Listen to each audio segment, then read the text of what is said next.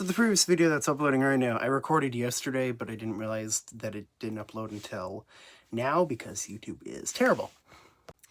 But in the previous video, if I remember correctly, I was talking about my server and how I tried to fix it with some fans and yet thing failed to post, and I think it's a dead CPU. Well, you know what I have right here? A CPU. Not a dead one. This is a 2nd gen i7, which is compatible with my motherboard. It's actually the exact same one that I already have in my server. Where did I get this from? Well, there's a good reason I picked out this specific model for my home server. Because it is the exact same one that my friend got to turn into a project computer. And so we've exchanged parts with it a couple times.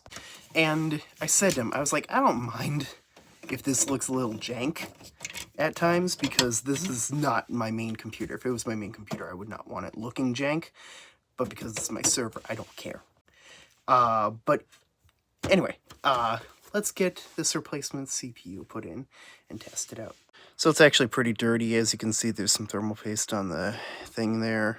So let's grab some isopropyl alcohol and clean that off. And because these are the pins right here, I'm not sure how to clean off that thermal paste. Like I assumed, a Q-tip. Q-tip acquired. Gotta do this off camera for obvious reasons. And now, let's get into the guts of my server. Ugh, I just bought this, I'm gonna need more, and I just repasted this, so I'm gonna need more. You know, this will actually do. Also inspecting the pins, they look fine to me. So let's take our dead 2600, or I think it's dead, and boom, let's set it here and grab the probably working 2600. Honestly, I hate doing thermal paste, and so I will probably never open up my GPU. I've thought about it to maybe do like a custom water block someday, but I'm never doing that. Let's squirt the thermal paste on. And let's make sure it's enough.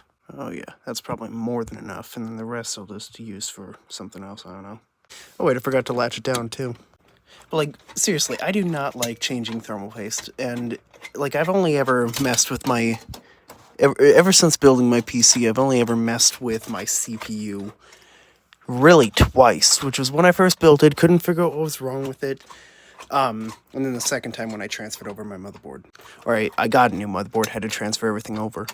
And so hopefully I will not have to do a motherboard swap for a good while because of my insane high-end purchase. Alright. I heard a beep noise. My dog is barking. So it's still not working. There's no display. So it might not be the CPU. Actually, it probably isn't, because I could still feel heat from the heatsink on the old one.